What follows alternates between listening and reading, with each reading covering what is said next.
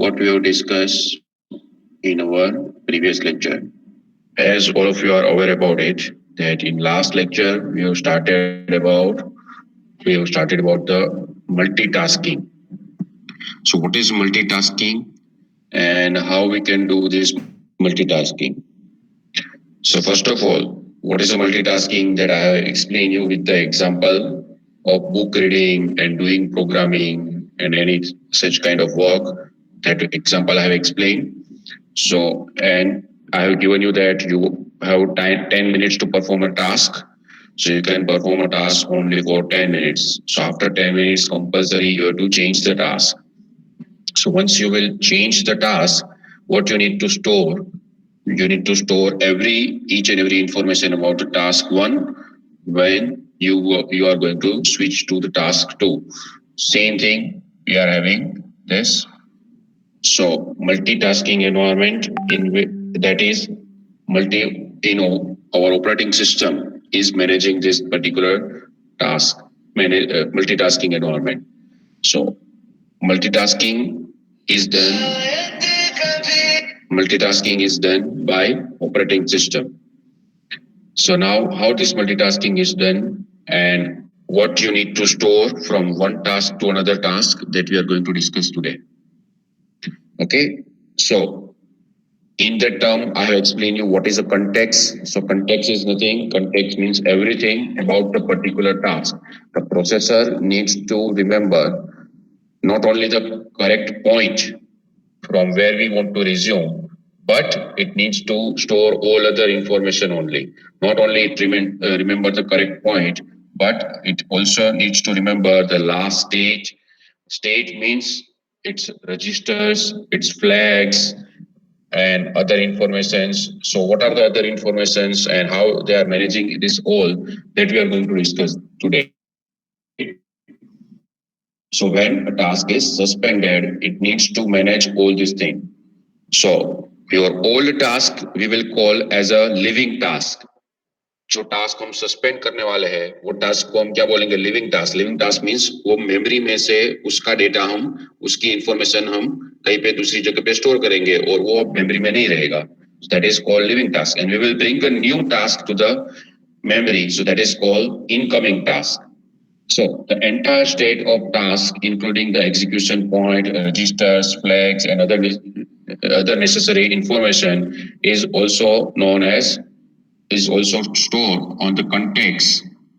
So that is of the particular task. उसको हम क्या बोलते हैं, context बोलते हैं. So whenever a task will be switched, we need to store context of all the task and we need to load the context of new tasks. That is called context switching or task switching. The context, the process of saving the context of outgoing task and loading the context of incoming task, that is known as the context switching. जो task आप stop कर रहे हो उसका सब कुछ store करना है और जो टास्क आप रिज्यूम करना चाहते हो, जो नया स्टार्ट करना चाहते हो, उसका सब कुछ लोड करना है. सो ये जो प्रोसेस है उसको बोलते हैं टास्क स्विचिंग और context switching. So I have given you this example also. Let's say that there are four task. Task number 1, task number 2, 3, 4. In each and every task is having their own one segment. So task क्या है, एक suppose ये assume करो कि ये आपका एक code segment है. Just assume that this is your one of the code segment, your one program. Let's say that addition वाला प्रोग्राम और any calculator program is over here. So that is over here your one program is there and we will have one other segment related to this task segment. ये जो हमारा code, ये जो हमारा task वाला जो segment है उसके साथ एक और सेगमेंट जुड़ा होगा. That segment is known as task state segment. In this task state segment we will store information about the task. कि ये टास्क में कौन से रजिस्टर यूज हो रहे हैं, उसका प्रिविलेज लेवल क्या है. So what is the information that we are storing over here that we are going to discuss. So हर एक टास्क के लिए उसका खुद का टास्क स्टेट सेगमेंट होगा. Each and every task will have its own segment and this segment also will be represented by one of the descriptors. So that is called task segment descriptor.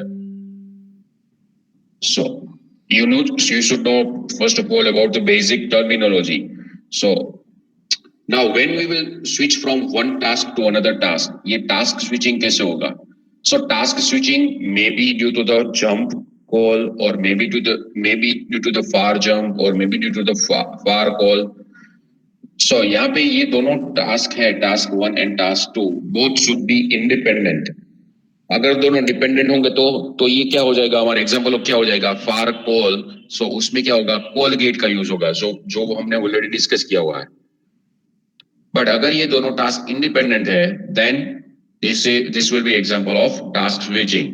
तो हमको यहाँ पे क्या करना होगा, we need to perform a task switching. So another way, this is how, or you can say that if there will be the interrupt or there will be any exception, then also there will be the task switching we require. Don't worry about it right now, we will learn each and everything in detail. So task switching can be done either in the first case, that is a far jump, second case in the far call, third case if there will be any interrupt or exception. So at that time, task switching can be done. So a call gate is used to transfer a control to code that is a higher privilege level for far call that we already seen.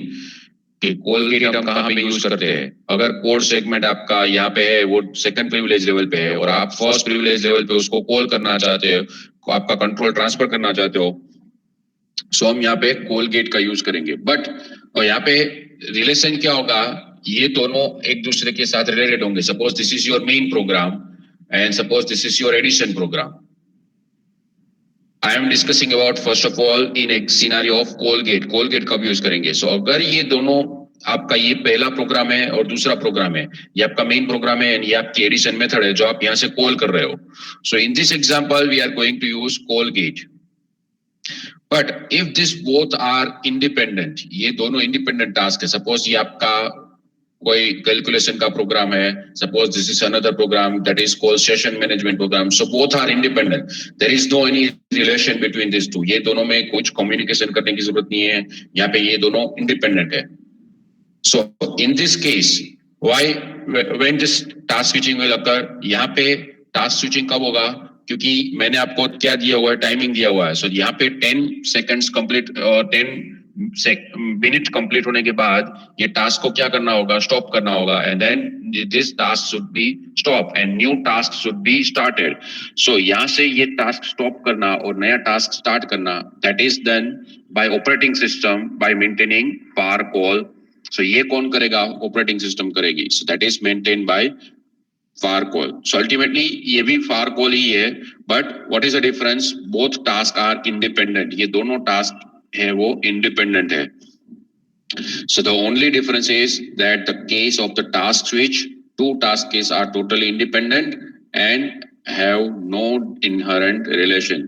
ये दोनों में कोई relation नहीं होगा. So generally this is about the what is the difference. So that is multitasking. So what is multitasking, that we have already discussed. So efficient, to provide efficient and protecting multitasking, what are the data structure we are going to use, that we are going to discuss now. So protecting, in 80386 we are having some data structures which we are using.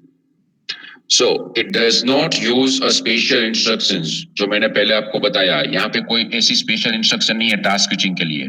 जो फार call हम use करते थे control transfer के लिए, वही यहाँ पे use होता है. So instead it interprets the ordinary control transfer instruction. Ordinary control transfer instruction means what? Or far jump or far call instruction differently when they refer to the spatial data structure. जब हम ये spatial data structure use करेंगे at that time, so that data structure will be, this all data structures will be used by your operating system. So that is task state segment. So that is for each and every task we will have task state segment. इसकी information कहां से मिलेगी आपको, descriptor में से. सो वो descriptor का नाम क्या होगा, task state segment descriptor. Then we will have a task register and we will have a task gate descriptor. So what is this data structure and what is the meaning of each and every data structure, that we are going to discuss. Okay, so task state segment, task state segment descriptor, task register and task gate descriptor. So this is the format of a task state segment. One by one, we are going to discuss each and every segment. So this is for format of your descriptor. Descriptor का format क्या होगा? कौन से descriptor का? TSS. So ये descriptor कहाँ पे available होगा? This descriptor will be available in GDT. So GDT में एक descriptor होगा. हमारे पास बहुत सारे descriptor हमने already study किए हुए हैं. So we have seen that can be a code segment descriptor, that can be a data segment descriptor, that can be a stake segment descriptor, that can be a Colgate, that can be a LDT descriptor. Now we have seen that there are TSS descriptor. Now what this TSS descriptor will indicate? ये TSS descriptor indicate क्या करेगा? So it will indicate to the task state segment. वो एक segment को point करेगा. So segment का base address कहाँ से मिलेगा? जैसे हम सभी stake descriptor में से हमको मिलता है. And this is a system descriptor with s equal to 0 and type equal to 10b1. So 10b1 means what? 10b1 का meaning क्या है? What is the meaning of 10b1? So this is 10b1. So this bit यहाँ पे जो मैंने red bit highlight किया हुआ है, this bit indicates whether the task descriptor, your task segment is busy or not. So अगर वो segment में हम use कर रहे होंगे तो busy आपका indicate कर रहा होगा यहाँ पे. So it is indicating 1 over here. So it means that your segment is busy. So it has been indicated by type field over here. If your segment is free, then it is indicating over here zeros. Free means अगर वो task आप perform नहीं कर रहे हो, then this bit will be 0. अगर वो task आप perform कर रहे हो, then this bit will be 1. So the 803886 use this special segment that is called TSS. एक segment है जिसमें हम पूरी information task के बारे में पूरी information यहाँ पे store करेंगे. So that is called task state segment to save the context of task. Now the TSS is described by a system descriptor that is called a TSS descriptor, and this TSS descriptor can be stored only in GDT. This is the important point. बाकी जो descriptors आपने study किए होंगे उससे ये अलग कैसे है? ये सिर्फ कहाँ पे present होगा? This should be present only in GDT. ये सिर्फ GDT में ही available होगा. So और इसमें आप इसको आइडेंटिफाई कैसे करोगे whether it is a TSS descriptor or not? ये TSS descriptor है या नहीं, यहाँ पे सब पता चलेगा by this 2 bit. S bit क्या होना चाहिए? 0. Type क्या होना चाहिए? 1 0. Then either this is 0 or this is 1. ये bit indicate करेगा. But ultimately 1 0 1. ये 3 bit क्या होना चाहिए? 1 0 1. So आपका type bit either क्या होगा? 1 0 0 1 और 1 0 1 1. So ये दोनों किसको indicate कर रहे हैं? So both are indicating that your descriptor is TSS descriptor. आपका descriptor है वो कौन सा है? TSS descriptor. So when a task represented by a TSS is executing, then the type field is 1011. तो यहाँ पे ये क्या होगा? 1 होगा. अगर आपका task कभी execution में नहीं होगा, जो task ये descriptor के through आप use कर रहे हो, then this field will be 0. So let's see it. Example देखो तो आपको पता चलेगा. Let me first of all complete all the data structure, then I will come to your doubts. So first of all, understand this 4 data structures so you can collect everything. You can connect this old data structure. All 4 data structures are connected with each other. So first of all, let me complete. Then I will come to your doubts. फिर मैं आपको आपके doubts से वो आपको पूछूंगा. So yes, यहाँ पे ये जो है आपके सामने अभी जो स्क्रीन के ऊपर है वो क्या है? What is this? This is the segment.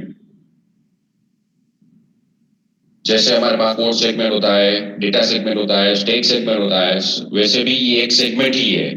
Segment का मीनिंग क्या है? Memory location. जिस ये पर्टिकुलर डेडिकेटेड मेमोरी होगी जिसमें हम टास्क के स्टेट के रिलेटेड इंफॉर्मेशन स्टोर करेंगे. कोड सेगमेंट में हम जनरली क्या करते थे? कोड स्टोर करते थे. डेटा सेगमेंट में जनरली हम क्या करते हैं? डेटा को डिफाइन करते हैं. State segment में हम जनरली क्या करते हैं? So which portion of memory you are going to use as a state that you are mentioning. Same way, so what this task state segment will indicate it will indicate the state of your particular task. आपके task का state indicate करेगा. अब ये state में कौन सी information हम store करेंगे, ये segment में कौन सी information होगी. So what are the information that will be stored over here that we are going to discuss over here. So first of all, ये जो सेगमेंट है उसकी इंफॉर्मेशन कहां से आपको मिलेगी.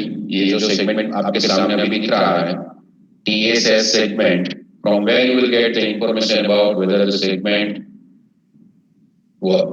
segment is starting from which physical address, what is the limit, ये सब कुछ इंफॉर्मेशन कहां से मिलेगा आपको. From where you will get all this information. Yes, from GDT, from which descriptor? You will get every such information from TSS descriptor. TSS GDT में एक descriptor होगा, वो descriptor कौन सा होगा? That descriptor is TSS descriptor. So उसमें से आपको इसका base address मिलेगा कि आपका segment कहां से start होगा. So you will get the base address. Sorry, base address क्या? यहाँ पे जो आप मैंने यहाँ पे indicate किया हुआ है. This will be my base address. Now, what will be the other information? So base address मिलेगा आपको from this. यहाँ जो आपके सामने है, यहाँ से आपको क्या मिलेगा? ये जो descriptor है उसमें से आपको क्या मिलेगा? Base address you will get over here. यहाँ से पूरा 32 bit का base address मिलेगा. So you will get 32 base address. Plus इसमें से आपको क्या मिलेगा? Limit field भी मिलेगी. So limit means आपके segment की limit क्या होगी? आपके task state segment की limit क्या होगी? So ये इसकी height क्या होगी? What will be the limit? इसमें कितने addresses होंगे? So उसमें minimum कितने addresses होने चाहिए? So 80386 minimum require 1004 bytes. कितने bytes तो इसमें होने ही चाहिए. क्यों? क्योंकि हर एक जो state segment है वो क्या information store करेगा? So this is in front of you. ये जो है segment में क्या information होगी? So we will start from here. So it will store. So TSS will store. TSS में क्या store होगा? All the general purpose registers, including extended registers, instruction pointers, flags, and 6 segment registers. So पहले हमको जो पता है वो हम देख लेते हैं. So let's say that these all are the segment registers, or you can say that selectors. Selector will be of size 16. So यहाँ से अगर आप observe करोगे तो यहाँ से 0 to 16. So हर एक segment register यहाँ पे store है. GS, FS, DS, SS, CS, ES. So suppose आप अभी कैलकुलेटर का प्रोग्राम कर रहे हो. So कैलकुलेटर के प्रोग्राम में आप GS यूज कर रहे हो तो उसकी वैल्यू क्या होगी, FS यूज कर रहे हो तो उसकी वैल्यू क्या होगी, DS यूज कर रहे हो तो उसकी वैल्यू क्या होगी, SS की वैल्यू क्या होगी, CS की वैल्यू क्या होगी, ES की वैल्यू क्या होगी. So each such information will be stored for that particular task. Task means कोई भी task आप consider कर सकते हो. So वो task के लिए इसकी वैल्यू क्या होगी. Stream में we will store all the registers in 32-bit format. So DI, SI, base pointer, stack pointer, BX, CX, DX, AX, flag, and instruction pointer. So extended instruction pointer, ये सब कुछ यहाँ पे store होगा. So that is the state of your segment. आपके segment का state indicate करेगा. Now what are the other things? So दूसरा क्या है यहाँ पे? So now let's see that other things. CR3. So CR3 indicates the paging mechanism. What kind of paging mechanism we have used? What will be the page table? What will be the page directory? So this is our next topic that we will discuss once we will complete this task switching. उसके बाद ये आएगा paging and everything. So that is our next chapter that we will discuss later on कि ये CR3 register में क्या होगा. But अभी के लिए आप ये याद रखो कि आपके state segment में क्या होगा. State segment में CR3 भी present होगा, which is related to paging information. इसमें paging information होगी. Okay. Next, what will be this? ये backlink क्या होगी? What will be the backlink? Backlink का meaning क्या होगा? Suppose ये आपका task state segment यहाँ पे एक है. This is for program, your first program 1 और task 1. और ये आपका task 1 है. Now from task 1 we have switched to the task 2, or from program 1 once the time is completed, or when there will be the call instruction, यहाँ पे जब far call instruction होगी तो हम task 1 में से task 2 में switch करेंगे. So जब ये switch करेंगे, and if these tasks are related, or if this call has been maintained by operating system को अगर ये जरूरत होगी कि ये task में हम कहां से कहां गए थे, so that is link of this task 1 कि ये यहाँ से जाके ये जो इसका सेगमेंट होगा टास्क स्टेट सेगमेंट, उसकी इंफॉर्मेशन हम यहाँ पे स्टोर करेंगे. Backlink field is used to store the selector of previous task. इसका मीनिंग, आपके पास जो दो टास्क जो एग्जीक्यूशन में है उसमें से दोनों टास्क के TSS होंगे. So this is a TSS for task 1 and this is for TSS to task 2. Just for example. अब आप task 1 में से task 2 में switch हो रहे हो, तो task 2 के यहाँ पे ये जो बैकलिंक होगी, उस ये जो फील्ड होगा बैकलिंक फील्ड, उसमें हम क्या स्टोर करेंगे? टास्क 1 का सिलेक्टर मींस टास्क 1 का जो ऑफसेट एड्रेस होगा, टास्क 1 का यहाँ पे जो सिलेक्टर होगा वो हम यहाँ पे स्टोर करेंगे. सो टास्क 1 का सिलेक्टर जो भी होगा, टास्क 1 को सिलेक्ट कैसे करेंगे हम? By task register. सो इसकी इंफॉर्मेशन हम यहाँ पे स्टोर कर देंगे कि ये कौन से एड्रेस पे अवेलेबल है, कहाँ पे? टास्क 2 में. सो that is called backlink. Backlink का मीनिंग क्या है? इसके प्रीवियस का जो टास्क था उसका टेस्ट जो स्टेट सेगमेंट है वो कौन से लोकेशन पे है. So that is we will store over here.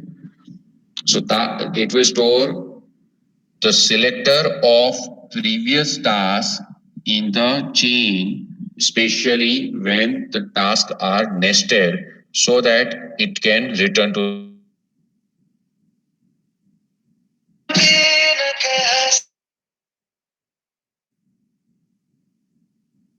Chain बनेगी. सपोज आपने मल्टीपल टास्क एग्जीक्यूट किए और उसमें से टास्क 1, टास्क 2, टास्क 3, अभी मैं आपको यहाँ पे एक ये सिर्फ TSS सेगमेंट है आपके. सो this is a TSS segment for 1, TSS segment for 2, TSS segment for 3.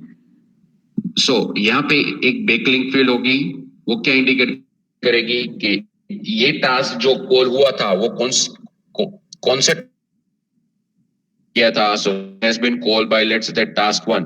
तो टास्क 1 का जो ऑफसेट एड्रेस होगा, टास्क 1 का offset address that has been store over here backlink field में. सेम वे अब ये टास्क 2 किसने कॉल किया था? So task 2 has been called by let's say task 1. So उसकी बैकलिंक फील्ड, ये सिलेक्टर किसको पॉइंट कर रहा होगा? Not your data segment, this is pointing to your task state segment. Remember, हम वो रिटर्न एड्रेस स्टोर नहीं कर रहे हैं. This is not a return address, this is the address of your task state segment. आपके state segment का ये address होगा. रिटर्न एड्रेस के बारे में हम यहाँ पे बात नहीं कर रहे हैं. रिटर्न एड्रेस तो कहाँ पे स्टोर होगा? स्टैक में. आपका CS and IP that will be push on stack and like that. ये हम क्या बात कर रहे हैं? जो ये स्टेट है, ये जो पूरा स्टेट सेगमेंट है, ये जो पूरा टास्क 1 जो अभी एग्जीक्यूट हो रहा है, so that is for task 1. Same way ऐसा टास्क 2 के लिए भी होगा. सो टास्क 1 का ये स्टेट जो है वो कहां पे है? So that information is over here. So backlink field is stored to used to store the selector of the previous task in the task chain, especially when the tasks are nested. So don't worry about this. I will again explain this process with one example. So first understand the basic terminology. कि पहले ये segment में क्या-क्या चीज हम store करते हैं. What do you mean by state? ये सब information को मिला के जो बनता है उसको हम बोलते हैं state of the particular task. So state of the particular task contains this all information, which is ये सभी information यहाँ पे होगी. So what are the informations are there? So that is over here. So all the segment registers, all the general purpose registers, paging information, backlink. Now, what other information is that?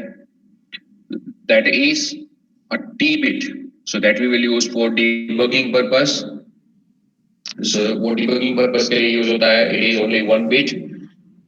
Now each and every task will store three stack information. हर एक task के पास क्या होगी, तीन type के stake की information. ये तीन टाइप के स्टेक क्या होंगे? So as you are already aware about it, we are having privilege level 0, privilege level 1, privilege level 2 and privilege level 3 that we already discussed. We are having this four privilege level. Each and every privilege level stakes are different. So मैंने आपको पहले ये बताया था कि हर एक जो privilege level होंगे उसमें खुद का स्टेक्स होगा. सो प्रिविलेज लेवल 0 का एक खुद का स्टेक होगा, प्रिविलेज लेवल 1 का एक खुद का स्टेक होगा, प्रिविलेज लेवल 2 का एक स्टेक होगा एंड प्रिविलेज लेवल 3 का एक खुद का स्टेक होगा. So each and every level is having its own stack. So उसमें उसका उसकी इंफॉर्मेशन आपको कहां से मिलेगी? SS0 से. सो SS0 is for 0, SS1 that is for stake 1 at privilege level 1 and SS2 that is for base address, or you can say that start होगा, ये एड्रेस कहां से स्टार्ट होगा, उसकी बेसिक की इंफॉर्मेशन. जैसे ये सेगमेंट रजिस्टर है वैसा ही ये सेगमेंट स्टेक सेगमेंट रजिस्टर ही होगा, but it is pointing to stack of 0. So this is for 0, this is for 1 and this is for privilege level 2. यहाँ पे ये जो इंफॉर्मेशन हो गई ESP and SS that will B for privilege level 3. ये जो क्योंकि आपका जो टास्क नॉर्मल यूजर टास्क होगा वो कौन से लेवल पे एग्जीक्यूट हो रहा होगा, तो this will be the privilege level 3. ये जो नॉर्मल होगा वो आपका प्रिविलेज लेवल 3 होगा. बाकी के ये privilege level 0, privilege level 1, privilege level 2 ये कौन से टास्क आप एग्जीक्यूट कर रहे हो, उसमें कौन सा डेटा आप यूज कर रहे हो. So like that. So every such information is available in TSS. So ये सब कुछ TSS में store होगा. So that I have explained this earlier. जब आप एक privilege level पे से दूसरे privilege level में switch करोगे, so when you will switch from privilege level 0 to let's say that privilege level 2, there suppose आपका code segment है, आपका control transfer हो गया. Suppose your control transfer from privilege level 0 to privilege level 1. Or from privilege level 1 to privilege level 0. So in this case, your stake needs to be changed. आपके stake को भी change होना होगा क्योंकि हर एक level पे हम उसका खुद जो भी उसका privilege level होगा वो same होना चाहिए. Stake का भी privilege level क्या होना चाहिए? Same होना चाहिए. So if you are accessing it from 0 level, your stake segment should be also from 0 level. If you are accessing from 1 level, your stake segment should be also at level number 1. DPL उसका भी क्या होना चाहिए? 1. So this all information we are storing in this TSS. वो task में level 0 पे कौन सा स्टेक यूज हो रहा है, लेवल 1 पे कौन सा स्टेक यूज हो रहा है, लेवल 2 पे कौन सा स्टेक यूज हो रहा है, and this normal SS and SP this will point two level 3. सो ऐसे हर एक लेवल के स्टेक की इंफॉर्मेशन यहाँ पे आपको ये स्टेट में से मिल जाएगी, ये सेगमेंट में से मिल जाएगी. And the last field that is a bitmap field. So bitmap field that we are going to again discuss in next lectures, that is indicating the IO permission. So यहाँ पे कुछ क्या होगा, यहाँ पे एक 16 बिट का एड्रेस होगा, वो 16 बिट का एड्रेस एक कुछ आपको इनपुट आउटपुट परमिशन को पॉइंट कर रहा होगा. आपकी इनपुट आउटपुट परमिशन क्या होगी, whether you can use a particular input और आउटपुट पोर्ट और नॉट. सो वो एक हम मेमोरी में स्टोर करेंगे और वो मेमोरी का ऑफसेट एड्रेस यहाँ पे आपका स्टोर होगा. So that is about the task state segment. Every field we have discussed. यहाँ पे ये जो आपके सामने मैंने रखा है वो कैसे रखा है, it is in terms of 32 bit. मैंने यहाँ पे 32 बिट के फॉर्मेट में आपको यहाँ पे दिखाया हुआ है. अल्टीमेटली मेमोरी में जब स्टोर होगा तो कैसे होगा, memory is byte addressable memory. So यहाँ पे 0, यहाँ पे 1, यहाँ पे 2, सो यहाँ पे 3. So it means that this is the address. If you will observe here, so address क्या होगा, 0, यहाँ पे address क्या होगा, so 0, 1, 2 and 3. Now this is a fourth address, so 4, 5, 6 and 7. This is 8. So 8, 9, A, B. So like that, address calculation will be like that. So ये जो address होंगे, so ये आपकी minimum size है. टास्क स्टेट सेगमेंट में इतनी information तो minimum चाहिए ही।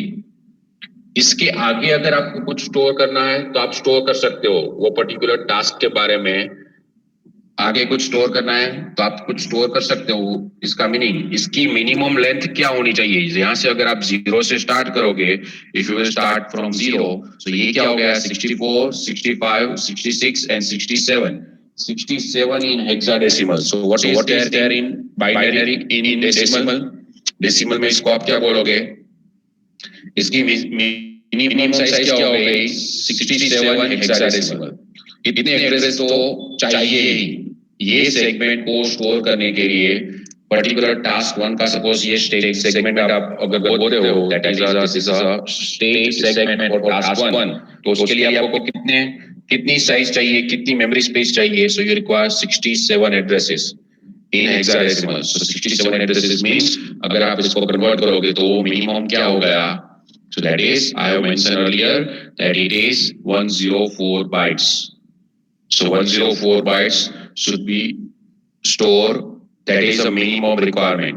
तो इसकी लिमिट फिल है जो यहाँ पे आप डिस्क्रिप्टर में यहाँ पे जो लिमिट फिल आप स्टोर करोगे उसकी मिनिमम वैल्यू क्या होनी चाहिए? What should be the minimum value for this? If I will write it like this, यहाँ पे suppose मैंने ये आपको लिमिट फिल है, यहाँ पे suppose 0050. Suppose I have given you this limit. So whether it is a valid limit or not,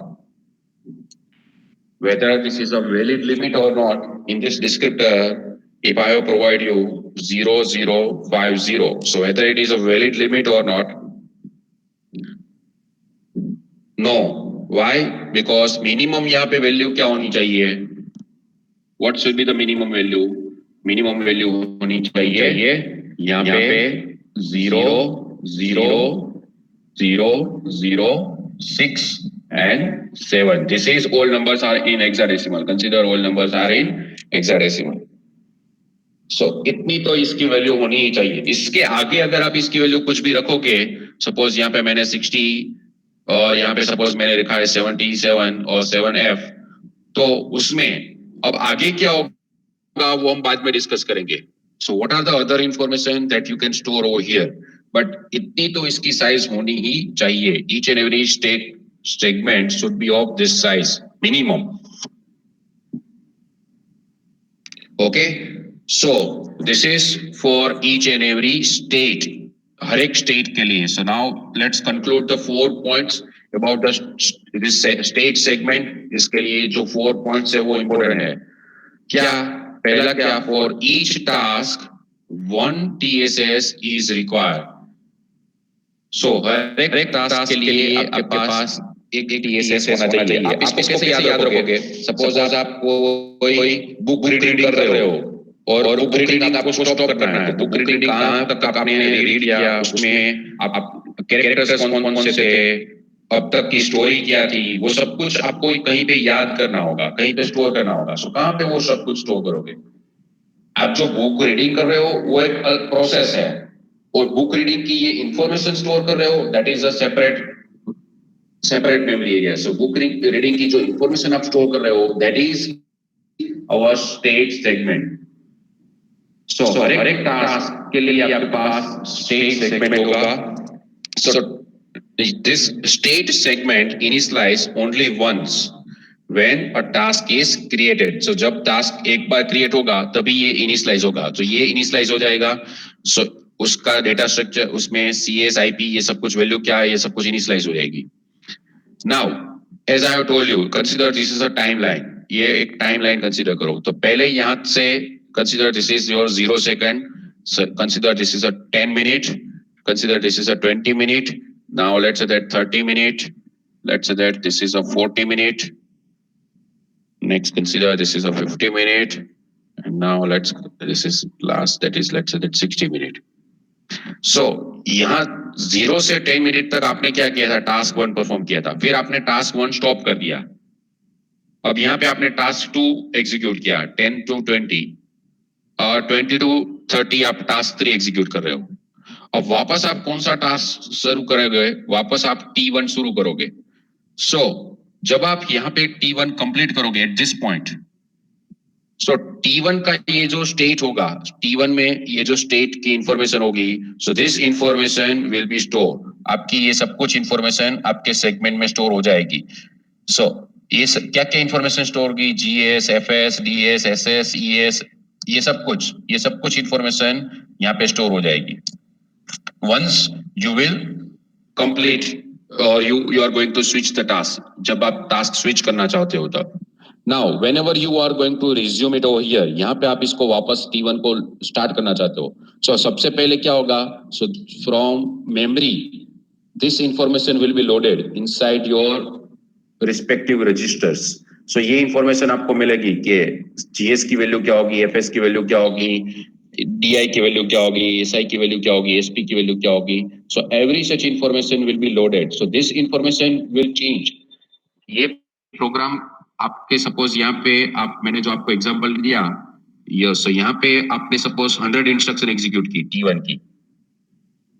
Now you are starting from 101 instruction and you are going to execute it up to 200 instruction during this time। ये जो time है उस ये duration में आप अभी कौन सी instruction execute कर रहे हो, तो वो इंस्ट्रक्शन की वजह से आपके स्टेक सेगमेंट में, आपके CX में, AX में क्या क्या चेंजेस आएंगे। So this fields are dynamic fields. ये जो फील्ड्स है वो डायनेमिक फील्ड्स है। कौन से SS0, ESP0, sorry, this fields are dynamic. General purpose registers change every time when you need to be saved for a task switch.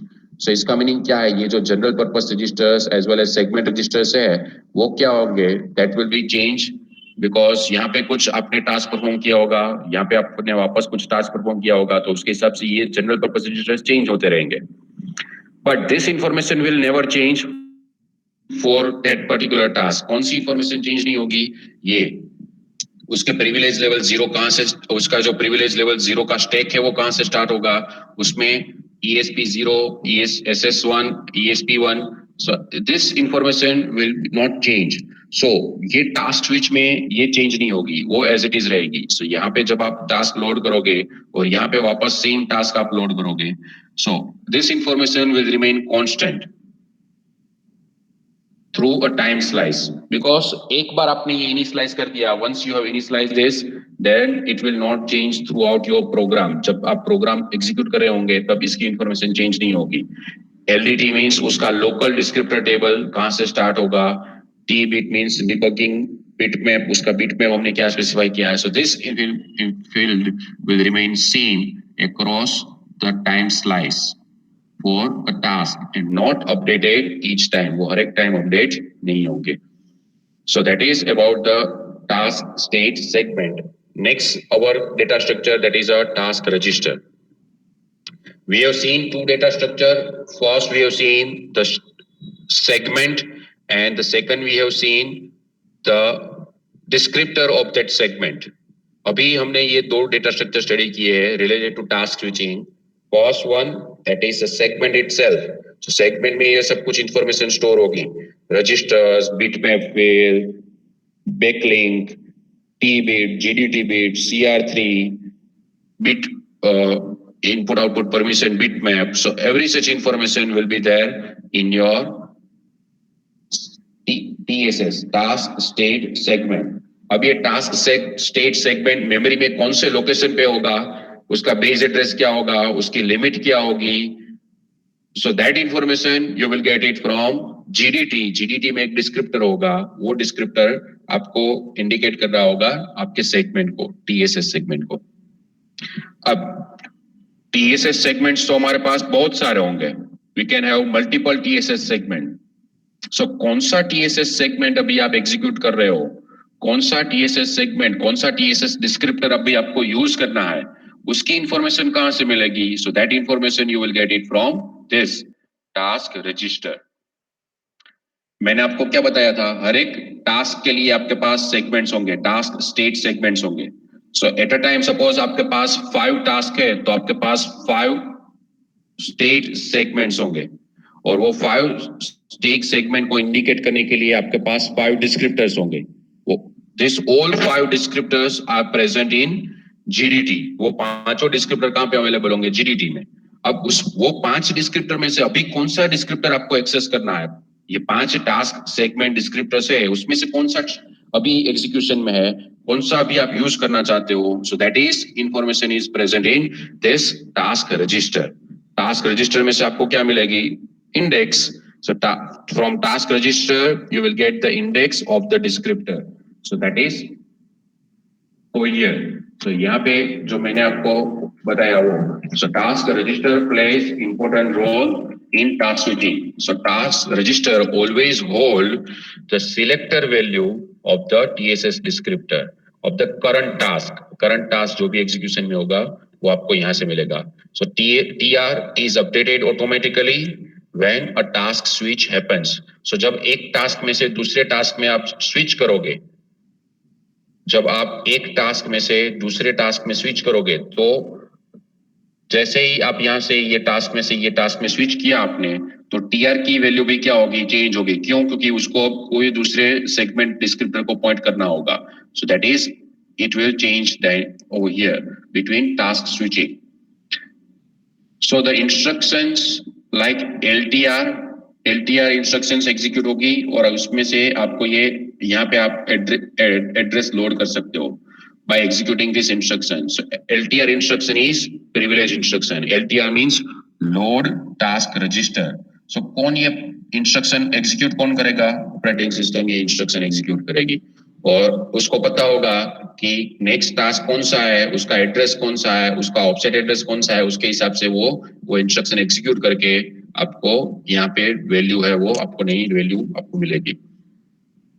And अगर आपको उसकी इंफॉर्मेशन स्टोर करनी है कहीं पे, so that is STR, so that you can do in your programme.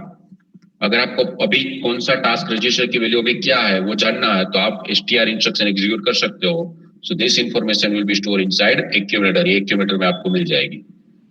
So that is accumulator means यहाँ पे AX register. So AX register में ये इंफॉर्मेशन आपको मिल जाएगी. EA. So that is how we can read it. अब यहाँ पे इसका फंक्शनैलिटी तो ऑलरेडी आपको पता ही है. सिलेक्टर है, इसका मीनिंग ये 2 बिट RPL इंडिकेट करेंगे. यहाँ पे ये बिट ऑलवेज क्या होगा? 0. क्यों? क्योंकि आपका TSS डिस्क्रिप्टर ऑलवेज कहाँ पे होगा? सो TSS descriptor will be always in GDT. यहाँ पे ये कभी LDT में नहीं हो सकता है. So that's why this bit will be always 0. ये bit always क्या होना चाहिए? 0 होना चाहिए. And this is your index. So as all of you are aware about it, कैसे इसका एड्रेस कैलकुलेशन कैसे करेंगे? सपोज यहाँ पे आपको मिलेगा in hexadecimal. Suppose you are getting 7, index अभी 7 है, तो आपको क्या करना होगा? 7 multiply by 8. So whatever is your answer in hexadecimal, आपको जो हेक्साडेसिमल में आंसर मिलेगा उसको ऐड करना होगा. किसके साथ? बेस एड्रेस के साथ. Base address of GDT. So after performing addition you will get this location that this is the TSS descriptor. So वो मैकेनिज्म कॉमन है.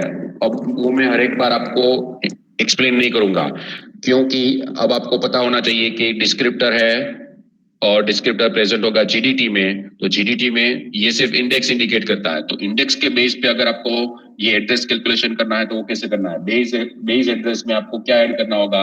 Multiply by 8. इसका जो आंसर आएगा मल्टीप्लाई बाय 8, वो हेक्साडेसिमल में इसका जो आंसर आएगा उसको आप बेस एड्रेस के साथ ऐड करोगे तो आपको TSS का डिस्क्रिप्टर मिल जाएगा. And once you will get the TSS descriptor, from TSS you will get the base address and limit field of your TSS. आपका जो TSS टास्क स्टेट सेगमेंट है उसकी इंफॉर्मेशन मिल जाएगी. सो यहाँ पे जब आपका टास्क एग्जीक्यूशन में होगा तो इसके बीजी जो हमारा टाइप फील्ड में B बिट है, टाइप में जो B बिट है, अगर ये टास्क आपका एग्जीक्यूट हो रहा है तो यहाँ पे टाइप फील्ड में ये जो B बिट है 1 0 0 1 and 1 0 1 1. तो ये जो B बिट है वो क्या होगा? अगर ये टास्क एग्जीक्यूशन में है तो B बिट 1 होगा. तो इसका मीनिंग अभी ये टास्क एग्जीक्यूशन में है तो इसका B बिट क्या होगा? 1 होगा. अगर यहाँ पे कंसीडर करो यहाँ पे कोई दूसरा TSS पड़ा हुआ है, अभी TSS डिस्क्रिप्टर है तो उसमें B बिट क्या होगा? सो उसमें B बिट आपका 0 होगा. So it means that this task has not started. So उसमें B बिट आपका क्या होगा? 0. That means that task is waiting. That task is not in execution. So that is about the task register and this about the our TSS. So first of all, is it clear? We have seen three data structure today. Any doubt in this three data structure? ये तीन data structure पे अभी आपको कोई question है? Don't worry about in detail. अभी जैसे जैसे मैं आपको example बताऊंगा आपको ज्यादा समझ में आएगा कि क्या हो रहा है, क्यों हो रहा है. Till now, do you have any question? अभी तक जो हमने स्टडी किया है उसमें आपको कोई क्वेश्चन है?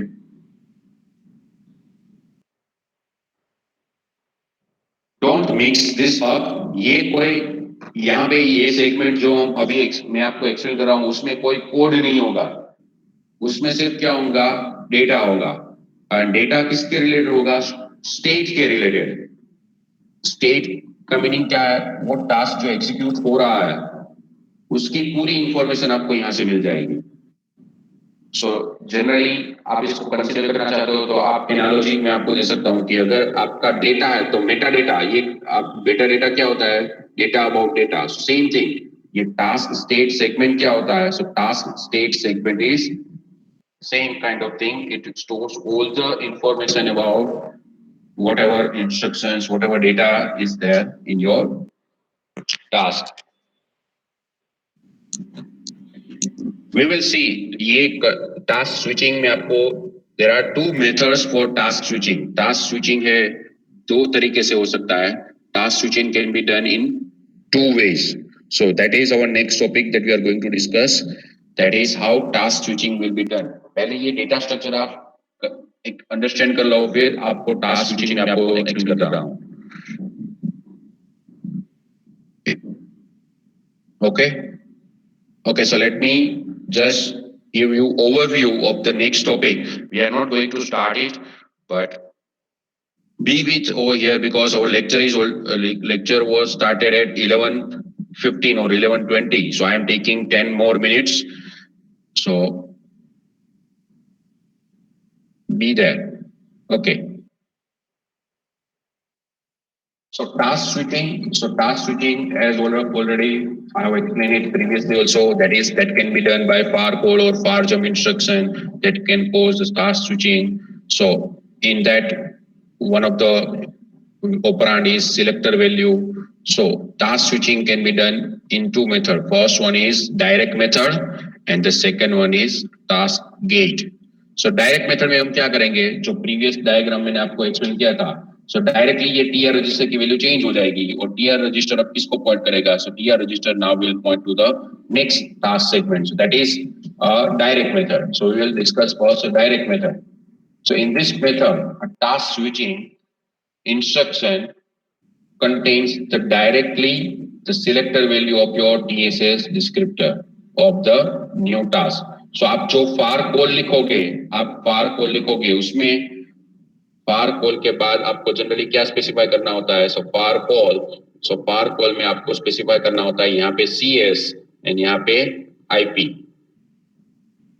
सो ये जो CS आप यहाँ पे जो CS कंसीडर करोगे वो क्या कंसीडर होगा? So that will B consider that is as a selector and based on this selector ये जो selector है वो किसको point कर रहा होगा? So now this selector is pointing to the another code segment. किसी दूसरे code segment को point कर रहा होगा और वो code segment का TSS क्या है? So that information we will get that TSS information about this. So TSS descriptor of the new task to switch task which we are going to switch, that is going to be happen.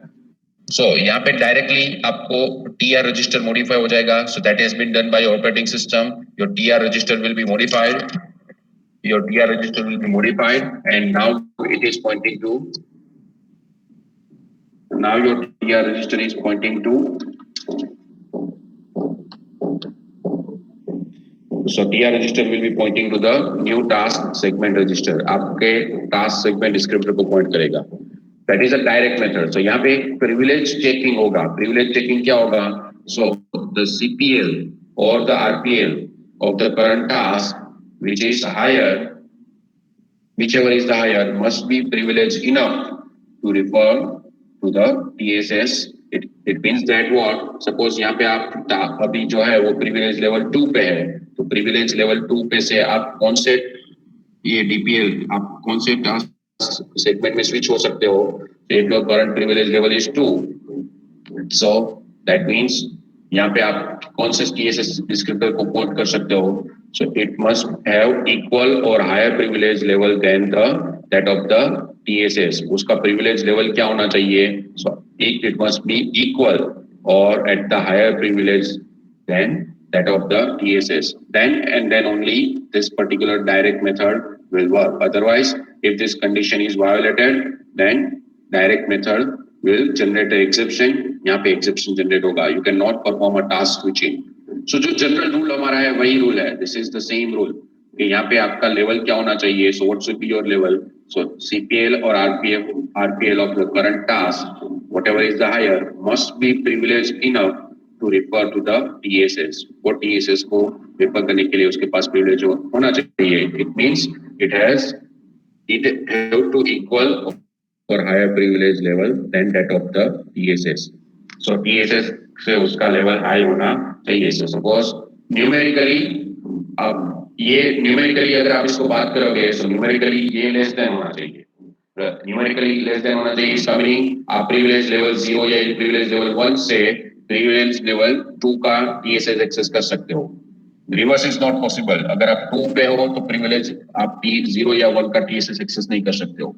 तो अगर आप numerically बात करोगे तो numerically क्या होना चाहिए? सो ये जो है so numerically 0 and 1, so that is a more privileged level. So that is maximum of your particular current code segment privilege CPL or RPL that should be higher. वो उसका privilege क्या होना चाहिए? High होना चाहिए as compared to your TSS privilege. And the second mechanism is task switching using a task gate. So अब एक और नया segment descriptor आया, that is a task gate. जैसे call gate होता था वैसे ही यहाँ पे भी क्या होगा? टास्क गेट होगा. सो टास्क गेट का यूज कब होगा? So same like the previous one. अगर आप प्रिविलेज लेवल 0 से प्रिविलेज लेवल 0 से 0 का टास्क एक्सेस करना चाहते हो देन इट्स ओके.